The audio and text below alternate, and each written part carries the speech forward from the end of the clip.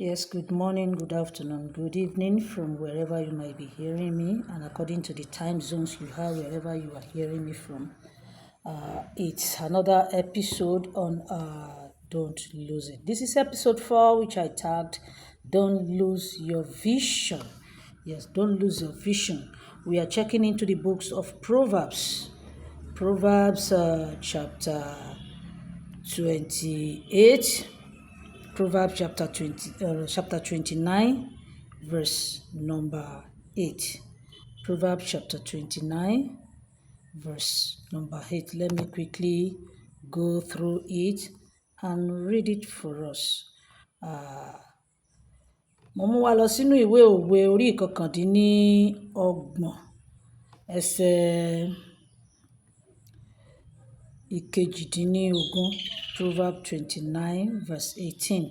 Ó ní nígbà tí ìran wòlíì kò sí, ènìyàn á yapa, ṣùgbọ́n ìbùkún ni fún ẹni tí ó pa òfin mọ́. The English version says, where there is no vision, the people perish, but he that speaketh the law is happy is he. He that speaketh the law, happy is he. Níbi tí ò bá sí ìran àwọn wòlíì, àwọn ènìyàn máa ṣègbé. That is what Don't Lose It of today is all about. Vision is just a dream. Vision is not a dream. Àlá ó yàtọ̀ sí ìran tí èèyàn lè sùn kó ní láàlá, but ìran kò pọn dandan kó sùn, ó lè máa ro nǹkan kan tó fẹ́ ṣe ní ọjọ́ ọ̀la. That thing might have been in your thought that you want to carry out in the nearest future. It is a dream. It is a dream. It is a picture of what God has showed you that keeps you going when things get hard. Ọlọ́run ti fi àwọn nǹkan sínú ọkàn ẹ pé tó fẹ́ ṣe nǹkan lè le, but ìran tó ti ní lọ́kàn yẹn, mo gbọ́dọ̀ ṣe nǹkan báyìí, ó máa wà lọ́kàn ẹ, and nǹkan tó dẹ̀ máa gbé ẹ lọ nìyẹn. When you lose your vision, you lose everything. You won't be your able self again. So the whole thing will be destabilized when you lose your vision. Well, anybody that loses his or her vision settle for just anything else. So that is why I implore you that is watching me, that is listening to me today, that you shouldn't lose your vision. Let's go into the book of Habakkuk, chapter 2, verse 2. The book of Habakkuk, chapter 2, verse number 2. Ibẹ̀ ni a ti fẹ́ sọ̀rọ̀ lónìí. Habakkuk 2:2. Ó sọ pé Olúwa sì dá mi lóhùn, ó sì wí pé kọ ìran náà kí ó sì hàn lára wàhálà, kí ẹni tí ó ń kà á lè máa sáré. The English says, and the Lord answered me and said, write the vision and make it plain upon the tables, and he may run that readeth it. Ìran tí a bá kọ sílẹ̀, ó ní a máa kà, àwa máa ṣiṣẹ́ tọ̀. A máa ṣiṣẹ́ tọ̀. So nígbà tí ilé ayé bá wá ń le, tó dàbí pé ó ń le mọ́ ènìyàn, nígbà tó dàbí pé ilé bá burú jáì, tó dàbí pé iwájú ò ṣe lọ, ẹ̀yìn ò ṣe padà sí, ó máa níran ìran yẹn, wàá máa sáré tọ̀ nǹkan yẹn. Okay, ẹni tó fẹ́ kọ́lé, ó ti ní ìran, he has in his or her thought pé mo fẹ́ kọ́ ilé aláràǹbarà. Nígbà tí kò bá so lọ tó get hard, that person will be working towards ìran tó ti gbé sórí, nǹkan tó ti lóun máa ṣe, tó ti pen down, ó ti kọ sílẹ̀. A máa ń pè ní budget.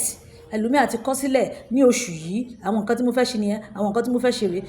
Those are the vision you have for a particular month. Owó wà lọ́wọ́ ni, owó tún wà lọ́wọ́ ní ìdàkejì. Àwa máa sáré tọ̀, mi máa gbọ́dọ̀ lag behind nínú kinní tí mo fẹ́ ṣe yìí, kó máa gbọ́dọ̀ rẹ̀yìn. The moment you lose your vision, everything turns upside down. Ádàbí páyé parẹ́ mọ́yàn lára. So what I'm telling you in a nutshell today is you don't have to lose your vision. You don't have to lose your vision. Yes. I penned something here down. I said life gets loud, pressure comes, and suddenly the thing that God showed you 2 years ago feels fake. Ó ní mo ti kọ́ ẹ pé nígbà tí ayé bá le, àwọn nǹkan tó ti kọ́ lẹ̀ á wá dàbí pé irọ́ ni. àwọn nǹkan tọ́lọ́run ti sọ fún ẹ pé ó bá ṣe nǹkan báyìí tí wọn náà ti pen tó gbé síwájú Ọlọ́run pé mo fẹ́ ṣe báyìí, it will now look as if you are dreaming. àlá ní fara sínú kú. ọ̀pọ̀lọpọ̀ ti pen àwọn nǹkan kan dábẹ́ tó yẹ pé ó parẹ́ mọ́ wọn nínú. wọ́n á ní irú àwọn bẹ́ẹ̀ wọ́n á ná fara sínú kú. mo gbà á ládùúrà fún ojú tó ń wò mí àti etí tó ń gbọ́ mi pé o ò ní fi ara sínú kú, ara ayọ̀ ò ní kú mọ́ ẹ nínú, kò ní kú mọ́ ẹ. So vision gives us direction. tá a bá ti pen ẹ̀ down pé this is my vision, ó máa fún wa ní àwọn àlàkalẹ̀ ibi tá a máa gbà, ibi tá a máa gbà, ibi tá a máa. Vision give us direction. Yes, Jesus had vision.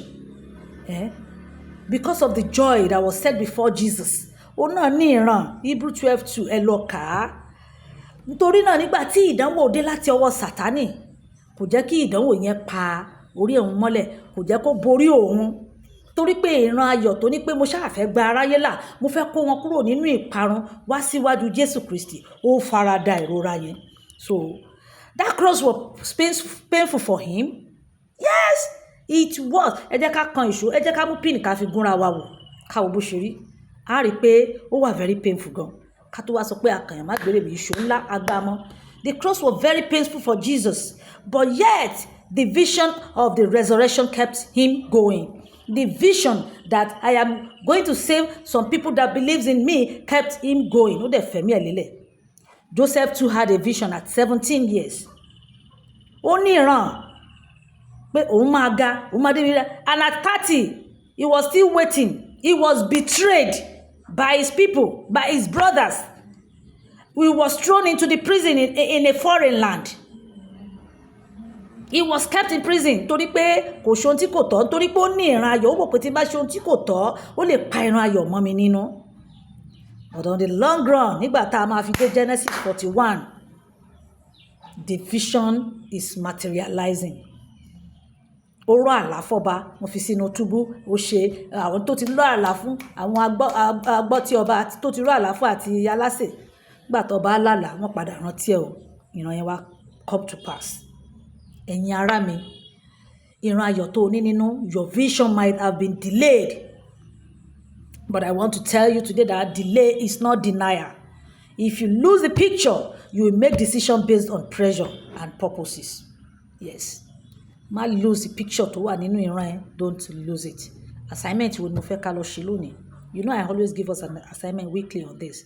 Take 10 minutes this week. Write the vision God gave you. Àwọn ìran tó ti ní, ìran ayọ̀, aláyọ̀, ìran ayọ̀ tó ti ní. Write it. Be specific on one. Then ask God, what one step do you want me to take? What one step can I take forward láti dé ibi ìran ayọ̀ náà? Wàá dẹ̀ rí pé ó máa ṣe é ṣe. Put it into practice.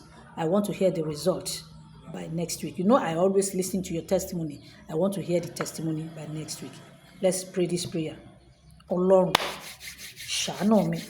Má jẹ́ kí n gbàgbé àánú tó ṣe fún mi. Má jẹ́ kí n gbàgbé ìran ayọ̀ tó fi hàn mí. Má jẹ́ kí ó bọ́ há. Don't let me forget that good vision that you have given to me, that you have shown me.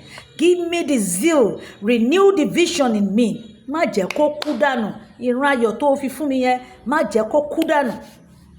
Agbára tí màá fi gbé, tí màá fi lè ṣe, tí màá fi parí ìran ayọ̀ náà láyọ̀ àti àlàáfíà fi wọ̀ mí. Ẹ̀mí àti àlàáfíà láti ṣe ní tòótọ́ jẹ́ kó wọnú ayé mi. When you do it, when you pray this prayer, you will see that it shall all go well with you. Many of us had great vision, but we lose it when small temptation come. So I am advising us today that you don't lose your vision. If any temptation arises, don't lose your vision. When you lose your vision, you settle for anything lesser than what God has for you. Ohun tí ó tó nǹkan tí Ọlọ́run ní fún ọ ló máa lọ jókòó tì nígbà tó bá sọ ìran ayọ̀ rẹ nù. Mo sọ fún ọ o, ìran yàtọ̀ sí àlá. Ó ti lè pen àwọn kódà mo fẹ́ ṣe tí Ọlọ́run ti lè ìran ní. I have a vision, I have a focus, I have a foresight. Ìran tí Ọlọ́run fún ẹni. Don't lose it so that you won't have to settle for anything else that is lesser than nǹkan tí Ọlọ́run fi fún ọ. Yóò dára fún wa o. Àdúrà ẹni kò gbà. Renew my strength. Let me be able to accomplish my vision. Till next week that I meet with you again, I remain your humble Archbishop, Ambassador Dr. Joan Oluyinka Esther Adekunle. Shalom.